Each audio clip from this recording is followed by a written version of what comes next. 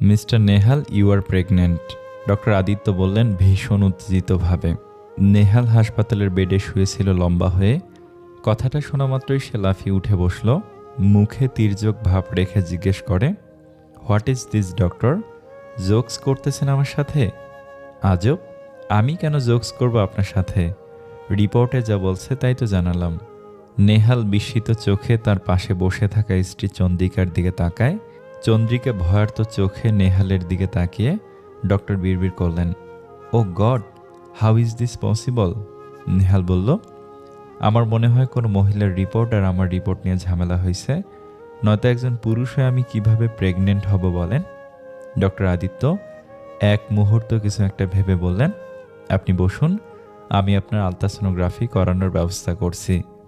নতুন বাসায় ওঠার কয়েকদিন পর থেকে নেহালের পেটে অত্যন্ত ব্যথা। সকাল সকাল অথবা বিকেলের পর ব্যথাটা যেন হঠাৎই বাড়ত। নেহাল প্রথমে ভেবেছিল গ্যাস্ট্রিক, ঔষধ নিত নিয়ম করে, কিন্তু ব্যথার পরিবর্তন হলো না। চন্দ্রিকা চাল পোড়া পানি পর্যন্ত খাইয়েছিল ব্যথা গায়েব করার জন্য। তার মতে তাদের গ্রামে এই টোটকা ঔষধ পেটের যে কোনো ব্যথা সমাধানের জন্য একেবারে খাঁটি। অথচ সেটাতেও যখন কাজ না হয়ে উল্টো ব্যথা দিনকে দিন বাড়ছিল, অফিস থেকে ছুটি নিয়ে নেহাল তখন চলে আসে হাসপাতালে ডাক্তার দেখাতে। অথচ এরা কি বলছে? আলট্রাসোনোগ্রাফির ব্যবস্থা করা হলো। এবার ডক্টর আদিত্যর সাথে ডক্টর সাকিবও যোগ দিলেন। চিন্তিতভাবে বেডের ওপর শুয়ে থাকে নেহাল। তার পেটে কিছু ঔষধ মাখানো হয়, তারপর একটা মাউসের মতো মেশিন ঘোরানো হলো। ডক্টর দুজন, নেহাল, চন্দ্রিকা, সকলেই শ্বাসরুদ্ধ অবস্থায় কম্পিউটার মনিটরের দিকে তাকিয়ে আছে। হঠাৎ একটা কিছু ভেসে ওঠে মনিটরে, হালকা হালকা নড়ছে জিনিসটা। ডক্টর আদিত্য আর সাকিব একে অপরের মুখ চাওয়াচাওয়ি করলেন। নেহাল আতঙ্ক নিয়ে জিজ্ঞেস করে, ওটা কি আমার পেটে? আপনার বাচ্চা মিস্টার নেহাল, যার বয়স 2 মাস, অথচ কতটা বড় হয়ে গেছে মাত্র 2 মাসে। চন্দ্রিকার চোখে পানি টলমল করে। এ কোন মুসিবতে পড়ল তারা? আর নেহাল বিস্ময়ে হতবাক।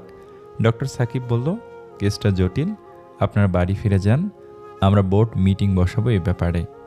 দরজার তালা খুলে গুটি গুটি পায়ে ঘরে ঢোকে দম্পতি। নেহাল কোনো মতে হেঁটে এসে ডাইনিং টেবিলে ধপ করে বসে পড়ে। গ্লাসে পানি ঢেলে এক নিঃশ্বাসে খেয়ে ফেলে তা। চন্দ্রিকা পাশের চেয়ারে বসে নিঃশব্দে কাঁদছে। অনেক ভয় পেয়ে গেছে মেয়েটা। নেহাল নিজেও কি কম ভয় পেয়েছে নাকি? চন্দ্রিকার এক হাতের ওপর হাত রেখে নেহাল আশ্বাসের গলায় বলল, চন্দ্রি, কাঁদো না প্লিজ, আমরা কাল অন্য হাসপাতালে যাব, হতে পারে মেশিনটাই খারাপ ছিল, সব ঠিক হয়ে যাবে, প্লিজ কাঁদে না। চন্দ্রি সেসব কথার পাত্তা দিল না। কান্নারত অবস্থায় বলল, আমি আগেই বলেছিলাম তোমায় এই বাড়িটায় কোনো সমস্যা আছে, কিন্তু তুমি শোনো নাই। এখন বোঝো কোথা থেকে কি হয়ে গেল। নেহাল শুকনো মুখে রুমালটা চোখ বোলালো। এখন তো তারও মনে হচ্ছে এই বাসাটাই যত গণ্ডগোলের মূল। 3 মাস আগে নেহালের অফিস আর তার বাসার দূরত্ব অত্যন্ত বেশি, যার ফলে প্রতিদিন অফিস যেতে তার দেরি হয়। আর ফলাফল, বসের ঝাড়ি, বেতন থেকে টাকা মাইনাস। তাই বাসা খুঁজতে নেমে পড়ে নেহাল। পেয়েও যায় তার অফিস থেকে মাত্র 20 মিনিটের দূরত্বে একটা বাড়ি। বাড়িটি একতলা, 4টে রুম, 2টো তালা মারা আর 2টো রুম খোলা। বাড়িটার সামনে বিছানো ছোট একটা বাগান, পেছনে একটা পুকুর, তাতে বাঁধানো সিঁড়ি আর সারি সারি নারিকেল গাছ। নেহালের অনেক মনে ধরে বাড়িটা। পরের দিনই গাট্টি বস্তায় নিয়ে হাজির হয় বাড়িতে। চন্দ্রিকারও পছন্দ হয় ভীষণ। এরকম একটা নির্জন নিরিবিলি বাড়ি সে খুঁজছিল এতদিন। এরকম বাড়িতে লেখালেখি করে শান্তি আছে। ফেসবুকে টুকটাক লেখালেখি করে চন্দ্রিকা, তবে সামনের বইমেলায় তার বই আসবে। ভ্যানওয়ালা এবং নেহাল মিলে ঘরে আসবাবপত্র আনছে, গোছাচ্ছে। চন্দ্রিকার কোনো কাজ নেই, তাই সে হেঁটে হেঁটে চলে আসে বাড়ির পেছনটায়, পুকুরের কাছে। পুকুরের পানিটা স্পষ্ট নীল, যেন কেউ নীল রং ঘষে ঘষে লাগিয়ে রেখেছে। চন্দ্রিকা ধীর কণ্ঠে বিড়বিড় করে, ওয়াও, এত সুন্দর পুকুর। একটা প্রবল আকর্ষণ অনুভব করে সে। হেঁটে হেঁটে পুকুরের আরও সামনে যায়, সিঁড়ি বেয়ে নামতে থাকে নিচে। এমন সময় পেছন থেকে চেঁচিয়ে ডাকে নেহাল, চন্দ্রি, এই চন্দ্রি। চন্দ্রিকার সম্মোহন ছুটে যায়। সে তাড়াহুড়ো করে উঠে আসে উপরে। নেহাল ঘামে ভেজা কর্কশ কণ্ঠে বলে, একটু কাজে হাত তো লাগাও, এখন থেকে তো এখানেই থাকবা, ঘুরে ঘুরে দেখার সময় অনেক পাবা। চন্দ্রিকা সেসব কথা আমলে না নিয়ে পাল্টা বলল, দেখো না, পুকুরটা কি জোস, পুরাই নীল। আমার লাইফে এত নীল পুকুর আমি দেখি নাই। নেহাল তাকায় পুকুরের দিকে। সে খেয়ালই করেনি এতক্ষণ আসলেই তো পুকুরটা অনেক নীল। নেহাল সেদিকে কতক্ষণ চেয়ে থেকে শক্ত গলায় চন্দ্রিকাকে বলল, একদম পুকুরের ধারে কাছে যাবা না, বুঝছ? চন্দ্রিকা মুখ বাঁকায়। কেন কেন যাব না? বিষের রঙও কিন্তু নীল হয় চন্দ্রী। আমার কাছে পুকুরের এই রং একেবারেই সুবিধার লাগছে না। তুমি বরং এর আশেপাশেও যেও না, কেমন? চন্দ্রিকা হাসল। তুমি বলতে চাইছো এটা একটা বিষাক্ত পুকুর? বলতে চাইছি না, বলছি। ধুর, পুকুর আবার বিষাক্ত হয় নাকি? হয় হয়। এবার কথা বাদ দিয়ে ভেতরে আসবেন মহারানী, একটু কাজে হাত লাগান। আমার দুপুরের মধ্যে সব গুছিয়ে অফিস যেতে হবে, খুব জরুরি একটা মিটিং আছে, বুঝছেন? হুম, লাগাচ্ছি হাত।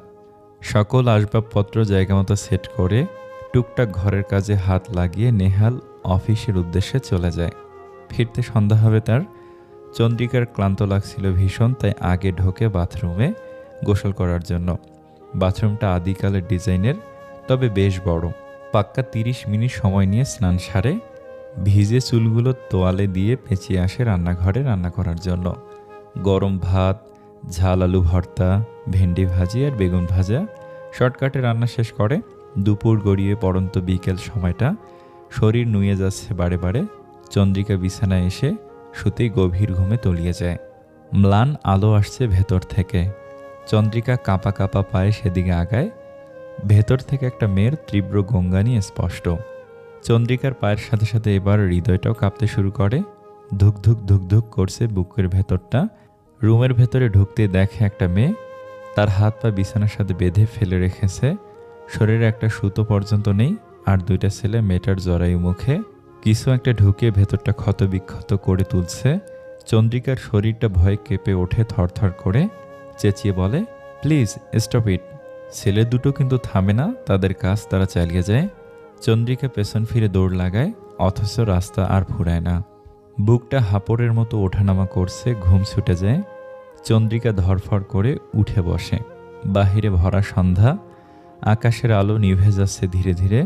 পশ্চিমে কেউ লাল কমলাটে রং ঘেঁষে দিয়েছে যত্ন সহকারে। চন্দ্রিকা ডাইনিং রুমে এসে পানি খায়। খিদে পেট চোচো করছে তার। রান্নাঘরে আসে, একটা প্লেটে ভাত বাড়ে, একটু আলু ভর্তা তুলে নেয় পাতে। বেগুন ভাজা যেই বাটিতে রেখেছিল সেটার ঝাঁপ খুলতে দেখে একটা বেগুনও নেই, সব হাওয়া। একটা শীতল ঘাম ফোড়া চন্দ্রিকার শির দ্বারা বেয়ে গড়িয়ে পড়ে। বাসায় শুধুমাত্র সে একা, তবে কে খেলো? তন্ন তন্ন করে সব বাটি পেয়ালা পাতিলে খুঁজতে থাকে, কিন্তু বেগুন ভাজা হাওয়া মানে একেবারেই হাওয়া। দূর আকাশে স্পষ্ট আল্লাহর আজান ভেসে আসে। চন্দ্রিকা মাথায় কাপড় তুলে নেয়। ভয়ে বুকটা ধরপড় করছে আবারও। এমন সময় বাজে কলিং বেল। চন্দ্রিকা দৌড়ে এসে দরজা খোলে। নেহাল দাঁড়িয়ে। চন্দ্রিকা 1 সেকেন্ড সময় না নিয়ে ঝাঁপিয়ে পড়ে কাঙ্ক্ষিত মানুষটার বুকটায়। জিজ্ঞেস করে, তুমি কাঁপছো কেন চন্দ্রী? একা বাড়িতে ভয় পেয়েছিলে? চন্দ্রিকা নিজেকে শক্ত করল, মুখ তুলে কোনো রকমে বলল, আমাকে কি তোমার ভীতু মনে হয়? আমি পাবো ভয়? মোটেও না। নেহাল হাসল। রুমে ঢুকে ডাইনিং টেবিলে গিয়ে বসল। ভেবে বলছো তো, এই পুরো বাড়িতে কিন্তু আমরা 2 টোনাটুনি, আর কেউ নেই। চন্দ্রিকার ঢোক লুকিয়ে বলল, আমি সত্যি ভয় পাই না নেহাল। চন্দ্রিকা লাইট জ্বালিয়ে দেয় রুমের। নিচ থেকে জিজ্ঞেস করে, আচ্ছা অন্য রুম 2টা তালা দেওয়া কেন? আমিও জানি না। বাড়িওয়ালাকে জিজ্ঞেস করতে সে বলল ওগুলোতে নাকি তাদের আসবাবপত্র দিয়ে ভরা, তাই। বাড়িওয়ালা কোথায় থাকে? নারায়ণগঞ্জ। ওখানে আরেকটা বাড়ি আছে তাদের, সেখানেই। তো ম্যাডামের প্রশ্নের ঝুড়ি শেষ হলে খাবার বাড়েন, অনেক খিদা লাগছে। খিদার নাম শুনতেই চন্দ্রিকার পেটের ভেতর গুটগুট করে উঠল। সে ব্যস্ত পায়ে রান্নাঘরে যেতে যেতে বলল, তুমি ফ্রেশ হও, আমি খাবার দিচ্ছি। রান্নাঘরে যাওয়া মাত্রই আরেকটা শখ খেলো চন্দ্রিকা। বেগুন ভাজাগুলো বাটিতেই পড়ে আছে। তাহলে তখন যে সে হাজার খুঁজে পেল না, সে কি পাগল হয়ে গেল? নাকি ঘুম থেকে ওঠার কারণে ঠিকঠাক দেখেনি? এমনটা এর আগে কখনো হয়নি তার সাথে। চন্দ্রিকা বিড়বিড় করে বলল, কি অদ্ভুত। খাবার টেবিলে খাবার গুছিয়ে রাখে চন্দ্রিকা। নেহাল ফ্রেশ হয়ে এলে দুজনে একসাথে বসে খাওয়াটা শেষ করে। খাওয়া শেষে নেহাল বিছানায় গা এলিয়ে দেয়। শরীরটা একদম ছেড়ে দিয়েছে তার। চন্দ্রিকা টেবিল গুছিয়ে বিছানায় এসে বসা মাত্র নেহাল বলল, ডার্লিং, আরেকটা কাজ দিব এখন। প্লিজ কাজটা করে দাও। চন্দ্রিকা মৃদু হেসে বলল, এমনভাবে বলছো যেন তুমি কিছু বললে আমি করি না। আচ্ছা, কী কাজ বলো? 1 কাপ চা। তোমার হাতের চা না খেলে মোর পরাণ যে জুড়ায় না। নেহাল কথাখানা বলল সুর করে করে। চন্দ্রিকা খিলখিলিয়ে হেসে উঠল, Nehal, you are such a beauty. আমি যাচ্ছি, জাস্ট 5 মিনিট দাও। চন্দ্রিকা চলে যায়। নেহাল বুকে প্রশান্তি নিয়ে চোখ দুটো বুজে চোখের পাতায় ভেসে আসে 4 বছর আগের সেই দিনটি। 4 বছর আগে এক শুক্রবার, অফিস ছুটির দিন। সন্ধ্যার পরে নেহাল আর তার বন্ধু জুয়েল মিলে বারে যায়। জুয়েল সচরাচর ড্রিঙ্কস করতো, কিন্তু নেহাল এর আগে কখনোই করেনি। সেবারই প্রথম যাওয়া, তাও আবার জুয়েলের খপ্পরে পড়ে। এক সিপ ড্রিঙ্কস নিতেই নেহাল বেসামাল হয়ে পড়ে, মাতালের মতো এদিক সেদিক ছোটাছুটি লাগায়। জুয়েল বুঝল ব্যাপারটা বেগতিক, তাই নেহালকে ধরে তার বাসায় নিয়ে আসে।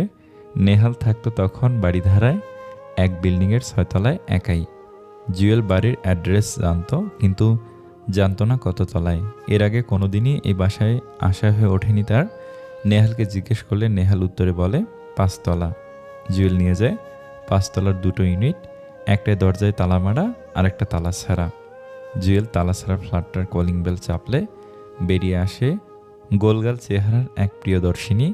জুয়েল থতমত খেয়ে যায়, বলে, এটা তো নেহালের ফ্ল্যাট। মেয়েটা তীক্ষ্ণ কণ্ঠে বলল, এখানে কোনো নেহাল থাকে না। জুয়েলের এক কাঁধে ভর দিয়ে নেহাল তখন ঝিমাচ্ছিল। উঁচু কথায় সে পিটপিট করে চোখ খুলে বিড়বিড় করে বলে, আমার বউ। মেয়েটা তৎক্ষণাৎ 2 ভ্রু কুঁচকে ফেলে। কিছু বলতে নেওয়ার আগেই নেহাল ঝুঁকে গিয়ে বমি করে দেয়। বমির কিছু অংশ গিয়ে পড়ে চন্দ্রিকার গায়ে এবং পায়ে। এভাবেই প্রথম পরিচয় হয়েছিল দুজনার। তারপর 4 মাস দেখাদেখির পালা, তারপর 2.5 বছর চুটিয়ে প্রেম করে ফ্যামিলির সহমতে বিয়ে। আহ, জীবন কত সুন্দর! হঠাৎই চন্দ্রিকার তীক্ষ্ণ কণ্ঠ সমস্ত ভাবনার সুতো ছিঁড়ে ফালাফালা করে দিল। চন্দ্রিকা চেঁচিয়ে ডাকছে, চাপাতি কই? এই নেহাল, এই বয়রা, চাপাতি কই রাখছ? নেহাল বিরস মুখে রান্নাঘরে আসে। চন্দ্রিকা কোমরে হাত গুজে দাঁড়িয়ে, বলছিলাম সব কিছু গুছিয়ে রাখতে, কিন্তু কোথায় যে কি রাখছো কিছু খুঁজে পাই না। নেহাল বিনা বাক্যে মিড সেলফের ওপর আঙুল তাক করে, ওইটা কি? আমার মাথা নাকি তোমার মাথা? চন্দ্রিকা চেয়ে দেখে, এতক্ষণ যেখানে তন্ন তন্ন করে চাপাতি খুঁজছিল সেখানে আছে জিনিসটা, অথচ সে পেল না। চন্দ্রিকা হতবাক হয়ে পড়ে, আমতা আমতা করে বলে, আমি এতক্ষণ ধরে খুঁজলাম, তবু তো পাবে না, কারণ তোমার তো চোখ নাই, তোমার চোখ হাসে খাইছে। নেহাল গজগজ করতে করতে রুমের দিকে আগায়, আর চন্দ্রিকা ভাবে এসব কি হচ্ছে তার সাথে। সকাল সকাল নেহাল অফিসের জন্য বেরিয়ে যায়। কাজটা সেরে চন্দ্রিকা ছাদে এসে বসে। ছাদটাও সুন্দর, ছোট, চারপাশে কোনো রেলিং নেই, তবে এখানে লেখালেখি করতে ভালোই লাগবে তার। চেয়ার নিয়ে এসেছে, সাথে একটা ডায়েরি। এখন চলছে জুন মাস, আর মাত্র 8 মাস বাকি ফেব্রুয়ারির, অথচ উপন্যাসের একটা অক্ষরও লেখা হয়নি তার। চন্দ্রিকা আপন মনে বসে ধ্যানে ডুবে যায়, ভাবছে কোথা থেকে গোছাবে গল্পের। ঝিরিঝিরি বাতাস বইছে, পরিবেশ একেবারে শান্ত। হঠাৎ করে ঝুপ করে পানিতে কিছু পড়ার শব্দ হয়। চন্দ্রিকা লাফিয়ে ওঠে, চেয়ারে বসে থেকে ঘাড় ঘুরিয়ে পেছনে তাকায়। সেখান থেকে স্পষ্ট পুকুরটা। পুকুরের পানি টলমল করছে মাছটায়, ওখানে কিছু একটা পড়ছে নির্ঘাত। চন্দ্রিকার ভেতরের মন বলে, হয়তো নারকেল পড়ছে। চন্দ্রিকা স্বস্তির নিঃশ্বাস ফেলে আবার ধ্যানে ডুবার চেষ্টা করে, কিন্তু হচ্ছে না আর। বারবার মনোযোগে বাধা ঘটছে। একসময় বিরক্তি নিয়ে সে উঠে পড়ে, ধাপ ধাপ সিঁড়ি ভেঙে নিচে নেমে আসে ঘরে। কিছুই ভালো লাগছে না তার। একলা বাড়ি, সঙ্গী নেই কোনো। ডায়েরি ঘরে রেখে চন্দ্রিকা বাহিরে বের হয়। ফুলের গাছ নেই একটিও, কিছু বুনো গাছ আর হাবিজাবি গাছে ভরপুর। চন্দ্রিকা মনে মনে সিদ্ধান্ত নেয় জায়গাটা পরিষ্কার করে একটা ছোট বাগান করবে এখানে। বাড়ির মূল ফটকে কড়া নাড়ার শব্দ ভেসে আসে। চন্দ্রিকা মুখ তুলে তাকায়, লম্বা পা ফেলে দ্রুত গিয়ে দরজা খুলে দেখে একজন পৌরা মহিলা দাঁড়িয়ে। চন্দ্রিকা জিজ্ঞেস করলো, কাকে চান? কাউকেই না। তোমরা কি এখানে নতুন এসেছো? চন্দ্রিকা হ্যাঁ সূচক মাথা নাড়ল। আর কেউ নেই বাসায়? আছে, আমি আর আমার স্বামী থাকি। এখন আপাতত অফিসে, তাই বাসায় আমি একাই। কথাটা শোনা মাত্রই মহিলার কপাল কুঁচকে আসে আপনা আপনি। তিনি বললেন, আমি জাবেদা, ওই যে দূরে যে বাড়িটা দেখছো ওখানেই থাকি। সাথে 2 ছেলে, ছেলের বউ আছে। নতুন এসেছো তাই পরিচিত হতে এলাম। চন্দ্রিকা মুখে সৌজন্যমূলক হাসি ফুটিয়ে বলল, আসুন, ভেতরে আসুন, এক কাপ চা খেয়ে যান। না না না, আজ না, অন্য কোনো দিন, আজ আসি। মহিলা চলে যেতে নিয়ে আবার পেছনে ফিরে ব্যাক আসে। শোনো, সাবধানে থাকবে, যদি কোনো সমস্যা হয় আমার বাসায় যেও, কেমন? চন্দ্রিকাই সাবধানে থাকতে বলার অর্থ বুঝল না, তবুও ঘাড় কাত করে বলল, জি খালা, আজ আসি মা। মহিলা চলে গেলেন। চন্দ্রিকা দরজা আটকে ভেতরে আসে। আবারও একা লাগছে তার নিজেকে। দুপুরের পর গোসল সেরে নিজ রুমে আসে চন্দ্রিকা। আয়নার সামনে দাঁড়িয়ে ভেজা চুলগুলো আঁচড়াচ্ছিল আর গুনগুন করে গানের সুর তুলছিল। এমন সময় রুমের জানালাটা তরাক করে লেগে যায়। আদিকালের কাঠের জানালা ভীষণ শব্দ করে ওঠে। চন্দ্রিকা ভয়ে আটকে ওঠে। যখন বুঝল ব্যাপারখানা, একটা স্বস্তির নিঃশ্বাস ফেলে জানালাটা খুলে দেয়। বাহিরের পেলব রৌদ্রুর অবশিষ্ট নেই। কালো মেঘে ভরা আকাশ, বাতাসও আছে মৃদুমন্দ। চন্দ্রিকা ভাবে বৃষ্টি হবে। এর আগে বৃষ্টির সময়টা চন্দ্রিকার একটা উত্তেজনা কাজ করত ভেতরে ভেতরে, ভালো লাগা কাজ করত। এক কাপ কফি আর সামান্য কিছু ভাজা পোড়া নিয়ে বসে পড়তো জানালার পাশে। কিন্তু আজ একদমই উত্তেজনা লাগছে না, বরং লাগছে ভয়। এ বাসায় আসার পর সব কিছুই যেন চেঞ্জ হয়ে যাচ্ছে ধীরে ধীরে। জানালা আটকে দেয় চন্দ্রিকা। রান্নাঘরে গিয়ে সেখানের জানালাটাও আটকায়। হঠাৎ একটা চাপ আওয়াজ শুনতে পায় সে। কান খাড়া করে শোনার চেষ্টা করলে বুঝে আওয়াজটা আসছে রান্নাঘরের দেয়াল থেকে। ভয়ে চন্দ্রিকার গলা শুকিয়ে আসে। চন্দ্রিকা কাপা শরীরে দেয়ালের কাছাকাছি যায়। কান রাখতেই শুনতে পায় কে যেন ভেতরে আছে, গঙ্গাচ্ছে। এই গঙ্গানি শব্দের তীব্র যন্ত্রণা, তীব্র কষ্ট স্পষ্ট। চন্দ্রিকা কাপা কাপা গলায় কয়েকবার বলে, কেউ কে আছেন? কে? কোনো সাড়া পাওয়া যায় না। হুট করেই গঙ্গানির আওয়াজ বন্ধ হয়ে যায়। ভয়ে শরীরের পশম সব কাটা কাটা হয়ে উঠেছে। চন্দ্রিকা একদণ্ড দেরি করে না, দৌড়ে নিজের রুমে এসে দরজা আটকে দেয়। বুকটা হাঁপড়ের মতো উঠছে নামছে।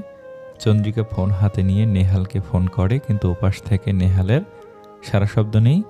ভয়ে আর আতঙ্কে চন্দ্রিকা কেঁদেই ফেলে। বাহিরে ততক্ষণে তাণ্ডব শুরু হয়ে গেছে। ঝোড়ো হাওয়া উড়ে যাচ্ছে উত্তর থেকে দক্ষিণে। কলিং বেল বাজে। চন্দ্রিকার হৃৎপিণ্ড আরেকবার জানান দেয় ভয়ের।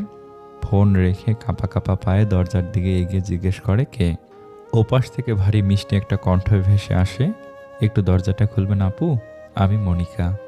চন্দ্রিকা মনে আবার সাহস ফিরে পায়।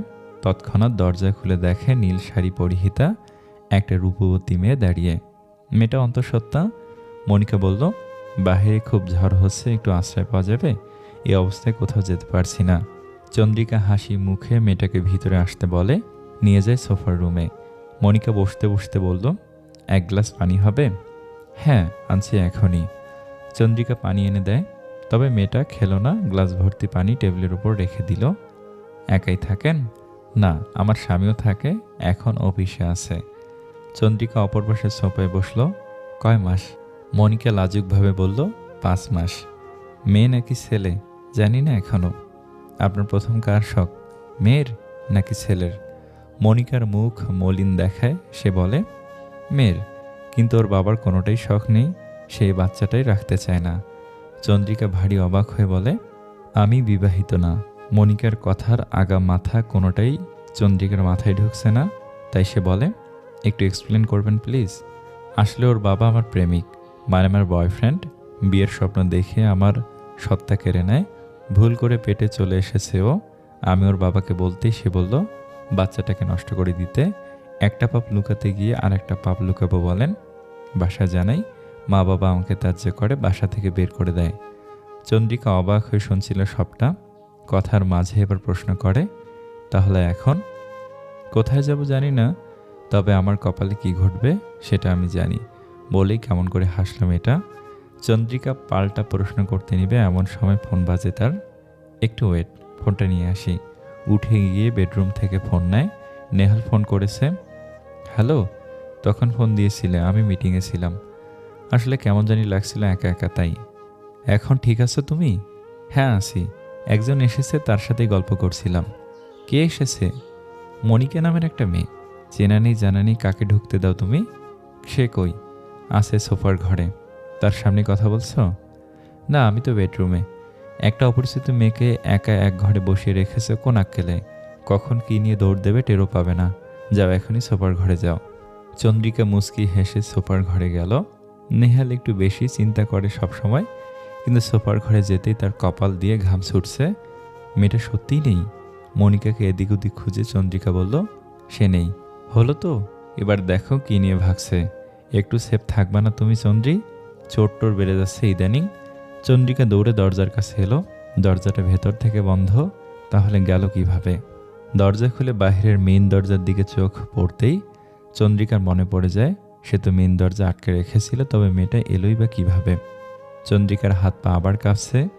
বাহিরের ঝড় কমে এলেও বুকের ভেতরে ঝড় চলছে তার। চন্দ্রিকা অবচেতন হয়ে পড়ছে মনে মনে।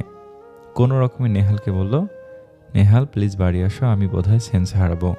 নেহাল বাড়ি ফিরে এলো 15 মিনিটের মাথাতেই। গুড়ি গুড়ি বৃষ্টিতে কাক ভেজা হয়ে আসে সে। মূল ফটকের দরজা কতক্ষণ টোকালো, কিন্তু চন্দ্রিকার কোনো সারা শব্দ নেই। বাধ্য হয়ে দেয়াল টপকে বাগান দিয়ে ঢুকে বাড়িতে গেল সে। দরজাটা হা করে খুলে আছে। মাটিতে অগোছালোভাবে পড়ে আছে চন্দ্রি। গাল দুটো শুকনো পানির দানায় ভরা। নেহাল অফিসে ফোন করে জানালো সবটা। দুদিনের ছুটি নিয়ে নেয় সে। চন্দ্রিকাকে পাজা কোলে করে বিছানায় এনে শোয়ায়, মাথায় পানি ঢেলে দেয়। বিকেলের দিকে চন্দ্রিকার হুঁশ ফিরে আসে। পিট পিট করে চোখ খুলে নেহালকে দেখে স্বস্তি পায় সে। নেহাল বলে, এখন কেমন লাগছে? ভালো। কি হয়েছিল চন্দ্রি, আমাকে খুলে বলো। চন্দ্রিকা সমস্ত ঘটনা একে একে মনে করে। তারপর ভাবে নেহালকে কি সে এসব বলবে? আর বললেই বা নেহাল কি বিশ্বাস করবে? তবুও নেহালকে মিথ্যে বলারও কিছু নেই। চন্দ্রিকা বলল, এ বাড়িটা কেমন জানি নেহাল, আমার সাথে অদ্ভুত অদ্ভুত কী সব ঘটতেছে। চোখের সামনে জিনিস রেখেও সারা ঘর খুঁজে পাই না। আবার আজকে দুপুরে রান্নাঘরের দেয়াল থেকে কার যেন গঙ্গানি শোনা যাচ্ছিল।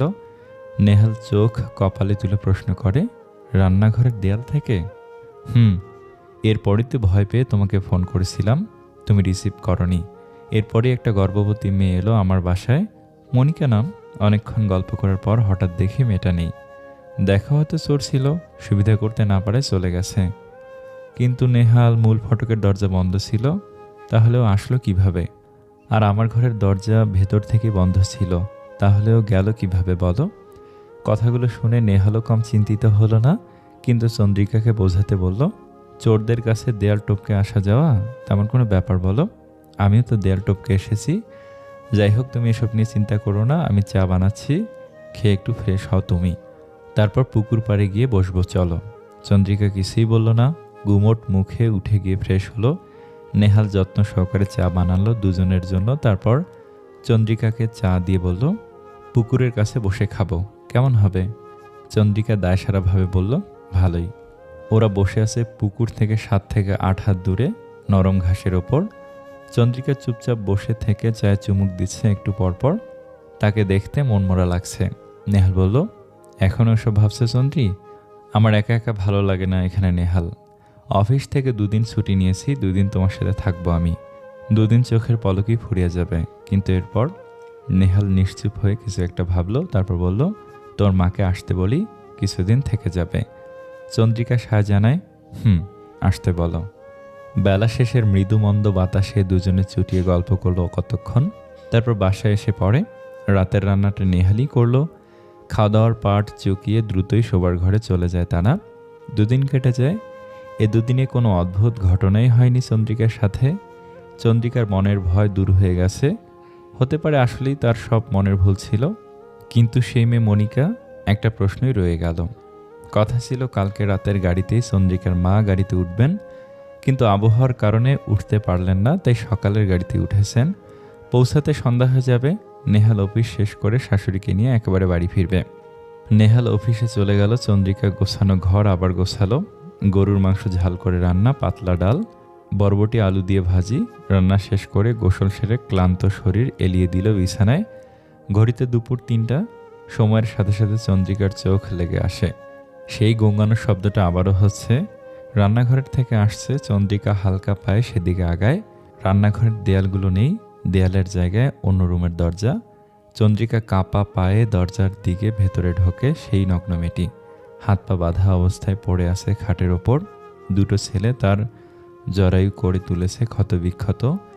চন্দ্রিকার পেট মুচড়ে ওঠে, হরহর করে বমি করে দেয় সে।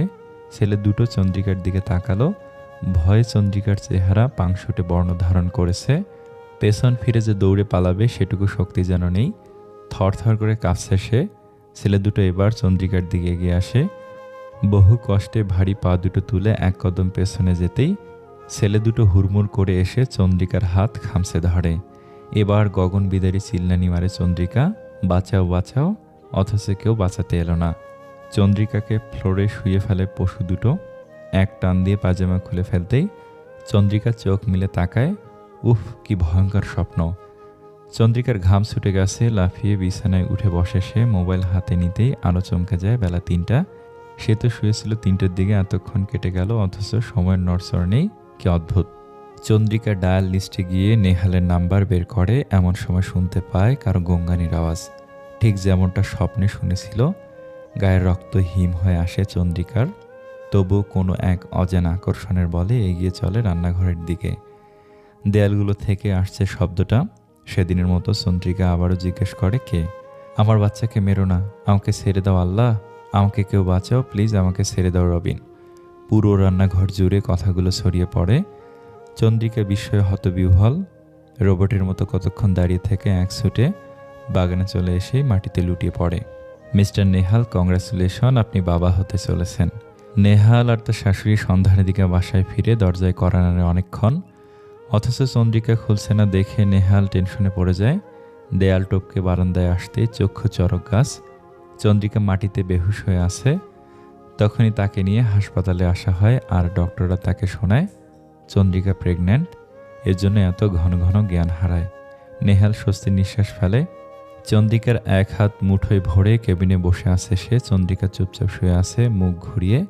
এদিক থেকে খুশি লাগলেও আবার টেনশনও হচ্ছে তার। ও বাসায় কিছু একটা তো নিশ্চয় আছে, কিন্তু কি?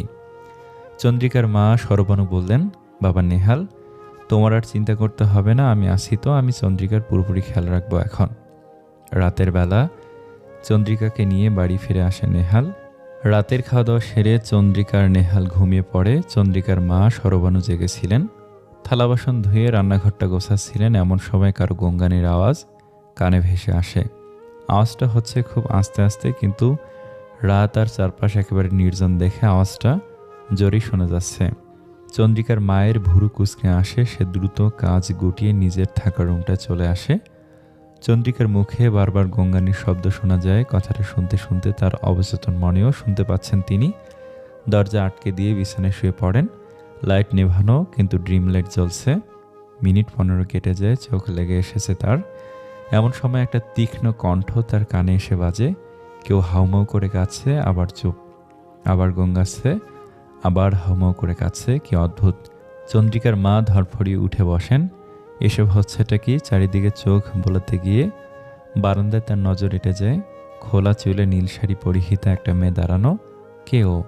সরবনুর ভেতরের আত্মা কাঁপতে থাকে। কোনো মতে জিজ্ঞেস করলো, কে ওখানে? চন্দ্রি, তুই? উত্তর এলো না। হঠাৎই একটা দমকা হাওয়া এলো আর মেয়েটা বাতাসের সাথে মিলিয়ে গেল যেন। সরবনু এবার আর ঘরে থাকতে পারেন না। দৌড়ে গিয়ে চন্দ্রিকা নেহালের বেডরুমের দরজায় জোরে জোরে করাঘাত করে। চন্দ্রিকা ঘুমালেও নেহাল জেগেছিল অফিসের কাজের জন্য। এভাবে দরজায় শব্দ শুনে অনেকটা ভড়কে যায় সে। চন্দ্রিকারও ঘুম ছুটে গেছে। উঠে বসে নেহালের গা ঘেঁষে। নেহাল বলল, ভয় নেই, আমি দেখছি। নেহাল এসে দরজা খুলতেই সরবানু ভেতরে ঢুকে কেঁদে ফেলে। বাবা, এই বাসায় কিছু একটা আছে, জিনের দখলে আছে এই বাসা। নেহাল অবাক হয়ে জিজ্ঞেস করে, মানে? আমি রান্নাঘরে কাজ করছিলাম, অনেক শব্দ পাই তখন, গঙ্গানোর আওয়াজ। আমি ভাবলাম হয়তো চন্দ্রিকার কথা শুনতে শুনতে আমার মাথায় এসব ঢুকে গেছে, তাই শুনতেছি। পরে রুমে এসে শুইলাম। তারপর কিছুক্ষণ বাদেই শুনলাম কেউ হাউমাউ করে কাঁদছে, আবার গঙ্গাচ্ছে। আমি ভয় পেয়ে উঠে বসি, দেখি বারান্দায় কেউ দাঁড়িয়ে, নীল শাড়ি পরা একটা মেয়ে। এ পর্যায়ে চন্দ্রিকা মুখ খুলে, সেদিন মনিকা নামের যে মেয়েটা এসেছিল ওর পরনেও নীল শাড়ি ছিল। নেহাল চন্দ্রিকার দিকে তাকিয়ে আবার চন্দ্রিকার মার দিকে তাকায়, বলে, তারপর হঠাৎ বাতাস এলো আর বাতাসে মেয়েটা মিলিয়ে গেল। আমি স্পষ্ট দেখলাম। নেহাল কিছুই বলল না। ভারী টেনশন হচ্ছে তার। চন্দ্রিকার মা আসতে না আসতে এসব কি বলছে? তবে কি সত্যি এই বাসায় কিছু আছে? আর যদি থেকেই থাকে তবে সেটা কেন নেহাল ফেস করছে না? নেহাল 7 পাশে অঙ্ক মেলাতে পারে না? তার কেন জানি এসব মিথ্যা মনে হয়। চন্দ্রিকার মা বলল, কালকে একটা হুজুর নিয়ে আসবে, বুঝছো? নেহাল মাথা কাত করে সম্মতি জানায়। বাকি রাতটা চন্দ্রিকার মা আর চন্দ্রিকা খাটে ঘুমিয়ে আর নেহাল নিচে ঘুমিয়ে পার করে। পরের দিন সকাল সকাল নেহালকে ওঠায় চন্দ্রিকার মা, বলে, হুজুর আনবো, চলো। এত সকালে? সকালে আসাই ভালো। যে অবস্থা বাড়ির, কখন কি ঘটে যায় কে জানে। নেহাল উঠে ফ্রেশ হতে যায়, বাথরুম থেকে বের হয় কাচুমুচু হয়ে। প্রচণ্ড পেটে ব্যথা করছে তার। চন্দ্রিকা আর চন্দ্রিকার মা ধরে ধরে তাকে বিছানায় এনে শোয়ায়। হুজুর আনতে আর যাওয়া হয় না কারোরই। সারা সকাল দুপুর তীব্র পেটে ব্যথায় নেহালের অবস্থা খারাপ। চন্দ্রিকা হাসপাতালে নিতে চাইলে নেহাল বলে, কাল অফিসে ভাজা পোড়া খাওয়া পড়ছিল বেশি, বোধহয় গ্যাস্ট্রিকটা বেড়েছে, হাসপাতালে যাওয়া লাগবে না, গ্যাস্ট্রিকের ঔষধ খেলেই চলবে। চন্দ্রিকাও তাই ভেবে আর হাসপাতালে যায় না, ঔষধ খাওয়ায়। বিকেলের আগে আগে ব্যথাটা সেরে যায়। নেহাল চন্দ্রিকা যেন হাফ ছেড়ে বাঁচে। চন্দ্রিকা রাগী গলায় শাসায়, আর কখনো যদি ভাজা পোড়া খাও তবে আমার থেকে খারাপ আর কেউ হবে না। নেহাল বাচ্চাদের মতো করে হাসে, যার অর্থ শত সমস্যা হলেও ভাজা পোড়া দেখলে নিজের মাথা ঠিক রাখতে পারে না সে। সেদিনকার মতো ব্যথা কমে গেলেও পরদিন সকালে আবারও একই ব্যথা। তবে পরের দিন এত তীব্র হয় না, হালকা হালকা চিনচিনে ব্যথা। নেহাল পাত্তা দিল না, ব্যথা নিয়েই দিব্যি অফিস করে পুরো দিন। তারপর দুদিন সুস্থ ছিল সে, কোনো ব্যথা হয়নি। এদিকে চন্দ্রিকা আর চন্দ্রিকার মাও আর কোনো তেমন কিছুর সম্মুখীন হয়নি। তাদের মন থেকেও ভয়টা কেটে গেছে। দিন যাচ্ছিল ভালোভাবেই, কিন্তু কে জানতো যে সামনে কত বড় ঝড় আসতে চলেছে। নেহালের পেট ব্যথা দিনকে দিন বাড়ছিল। এভাবেই কাটলো দীর্ঘ 1 মাস। এই 1 মাসে চন্দ্রিকা আর তার মা আর কিছুই দেখেনি বা শোনেনি। একদম স্বাভাবিকভাবে কাটছে তাদের জীবন। আর তাই 3 দিন আগে চন্দ্রিকার মা গ্রামের বাড়ি চলে যায়। যাওয়ার আগে বলে গেছেন 1 মাস পর আবার আসবেন তিনি, একেবারে চন্দ্রিকার ডেলিভারি পর্যন্ত থাকবে। 3 দিন পর হঠাৎই প্রচণ্ড পেটে ব্যথায় কাতর নেহালকে নিয়ে চন্দ্রিকা ভয় পেয়ে যায়। নেহালের কোনো কথা না শুনে হাসপাতালে নিয়ে আসে তাকে। আর হাসপাতালে এসে কি শুনল, সে প্রেগনেন্ট। হাসপাতাল থেকে বাসায় আসার পর থেকে চন্দ্রিকা কেঁদে যাচ্ছে এক নাগাড়ে। নেহাল বলল, চন্দ্রি, এভাবে কাঁদাটা তোমার বাবুর জন্য ভালো হবে না, ইফেক্ট পড়তে পারে বাচ্চার ওপর। প্লিজ বি স্ট্রং, কিছুই হয়নি, আমরা কালকে অন্য হাসপাতালে যাব। চন্দ্রিকার কান্না তবুও থামল না, তবে কমল। সে উঠে গিয়ে ফ্রেশ হয়, মুখে চোখে পানি দেয়। তারপর দুপুরে রান্না করতে রান্নাঘরে ঢোকে। গরম ভাতের সাথে ভাজা মাছ, ব্যাস এতটুকুই। রান্না শেষে চুলো মোছার সময় চন্দ্রিকা কান খাড়া করে শোনার চেষ্টা করে কিছু একটা। আবারও সে গঙ্গানোর শব্দ, তবে এবার শব্দটা খুবই প্রকটভাবে হচ্ছে। চন্দ্রিকার ভয়ার্ত মন আরও ভয় পায়। জোর গলায় নেহালকে ডাকে। নেহাল আসতেই চন্দ্রিকা বলল, কথা বলিও না, কান খাড়া করে শোনো। নেহাল কিছুই বুঝল না, তবুও দেয়ালের কাছে কান খাড়া করে শোনার চেষ্টা করে। শব্দটা সেও এবার শুনতে পেল। নেহাল হতভম্ব, এটা কি সত্যি নাকি তার মনের ভুল? প্রশ্নবিদ্ধ চোখে চন্দ্রিকার দিকে তাকাতেই চন্দ্রিকা বলল, শুনছো? দেখলা, আমি বা মা কেউই মিথ্যা কথা বলিনি, প্রথম থেকেই এমন একটা শব্দ শোনা যেত। নেহাল প্রত্যুত্তরে বলল, খিদা লাগছে চন্দ্রি, ভাত বাড়ো, আমি তোমার কাছেই দাঁড়িয়ে আছি। সারা বিকেল রাত কাটলো স্বাভাবিকভাবে, তবে অস্বাভাবিক পেট ব্যথা নিয়ে।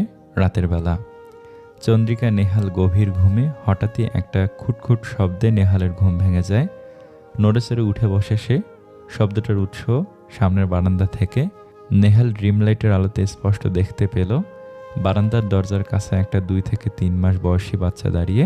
সে দরজায় কিছু একটা দিয়ে আঘাত করে করে শব্দটা সৃষ্টি করছিল। নেহাল বিস্মিত চোখে কতক্ষণ তাকিয়ে থাকে সেদিকে। ধীরে ধীরে তার পুরো শরীর ভয়ের শিকলে বাঁধা পড়ে। হৃদযন্ত্র অত্যন্ত দ্রুত গতিতে চলছে। নেহাল পাশ ফিরে চন্দ্রিকাকে যে ডাক দিবে সেটাও ভুলে গেছে যেন। হঠাৎ বাচ্চারা তাকায় নেহালের দিকে, তারপর এক ছুটে দৌড়ে নেহালের কাছে আসে। নেহাল ভয় জমে যায়, পাথরের মতো জমাট হয়ে তাকিয়ে থাকে চুপচাপ। বাচ্চাটা যখন নেহালের পেট বরাবর ঢুকে যায়, নেহাল সেন্সলেস হয়ে পড়ে। সকালে ঘুম ভাঙে চন্দ্রিকার চেঁচামেচিতে।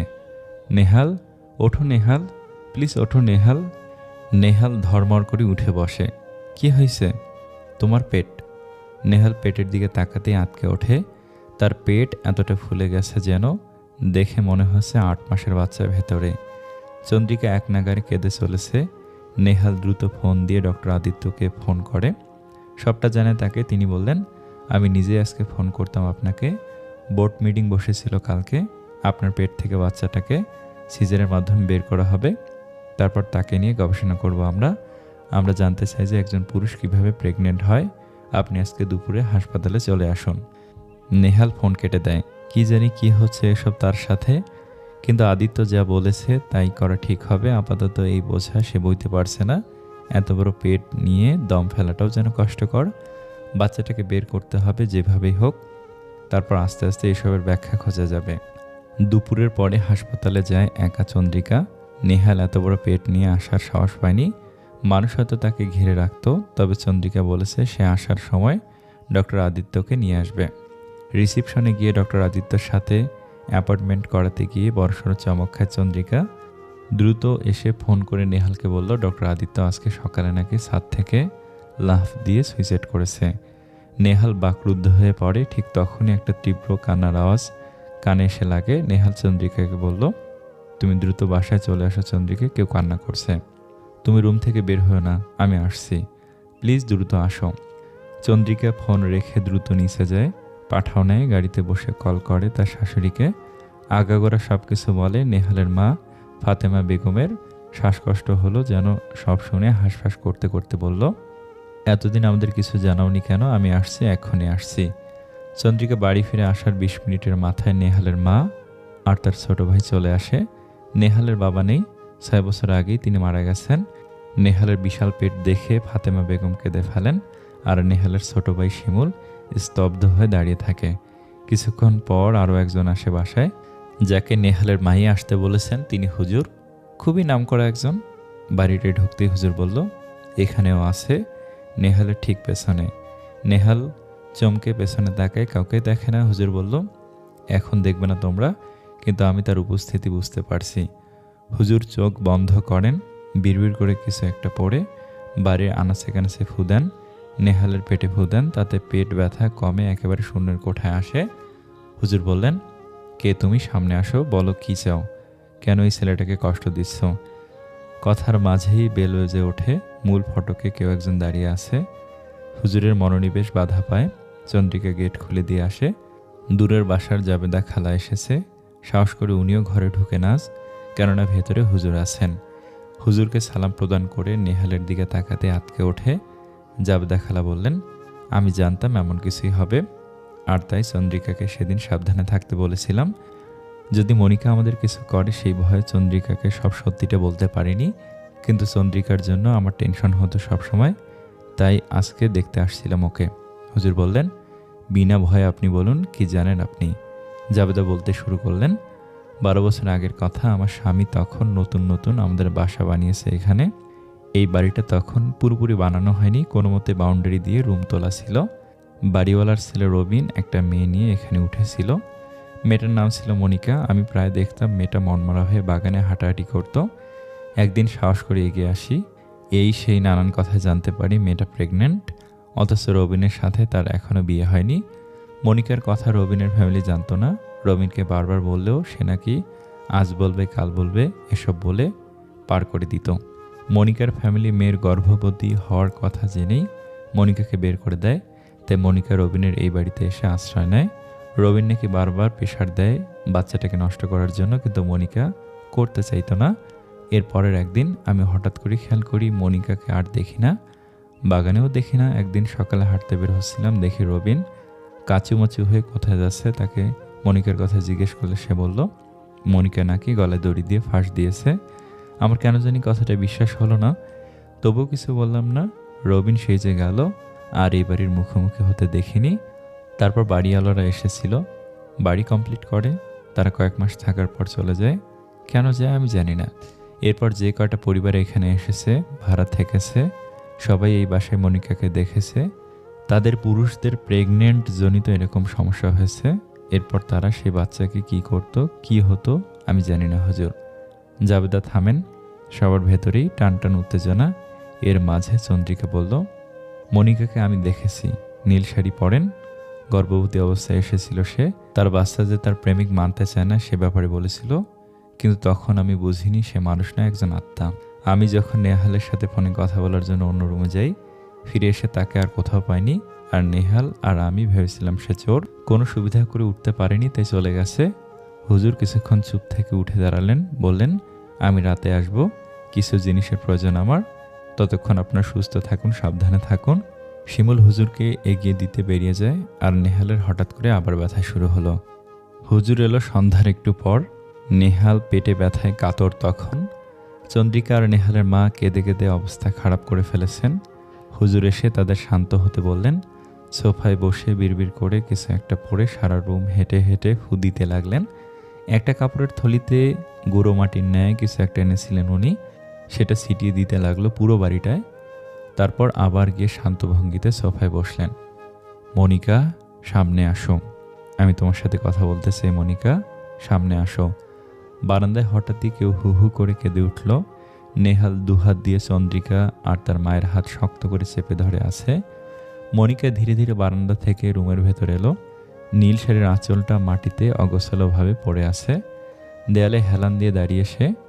চোখ মুখ দেখে মনে হচ্ছে সে জানি কত কষ্টের মাঝেই বসত করছে। মনিকাকে কোনো প্রশ্নই করতে হলো না, তার আগেই সে বলা শুরু করলো, আমার বিশ্বাস ছিল রবিন আমাদের সন্তানকে মেনে নিবে।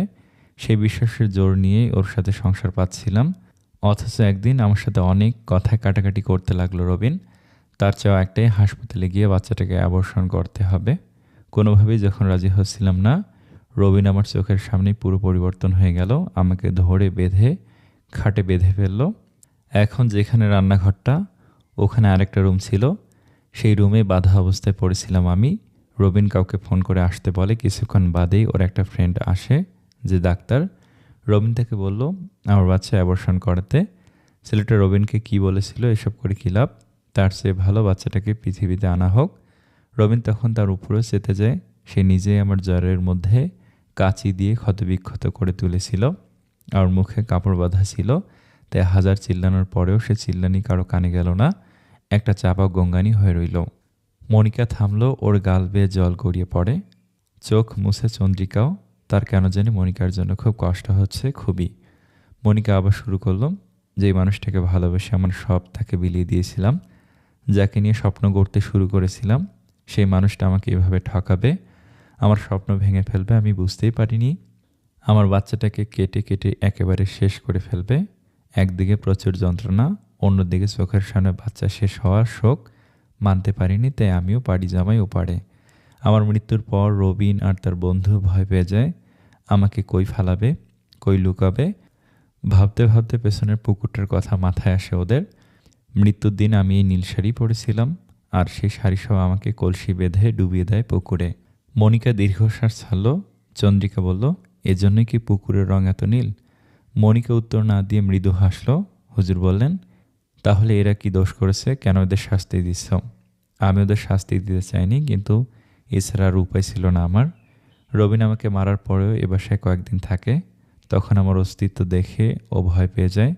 হুজুর এনে পুরো বাড়িটাই বন্ধ করে দেয়। এরপর এখান থেকে চলে যায়। আমি চাইলেও এই বাড়ির ভেতরে যেতে পারিনি। আমার ওকে চাই, তাই এই বাসা যারাই আসতো সবাইকে দেখা দিতাম, কিন্তু তারা আমাকে কখনো ডাকেনি, আমার ইচ্ছেটা শুনিনি, বরং হুজুর ডেকে আমার ক্ষতি করতে চাইতো। এবার হুজুর বললেন, কি চাও তুমি? এই বাড়ি থেকে মুক্তি পাওয়া।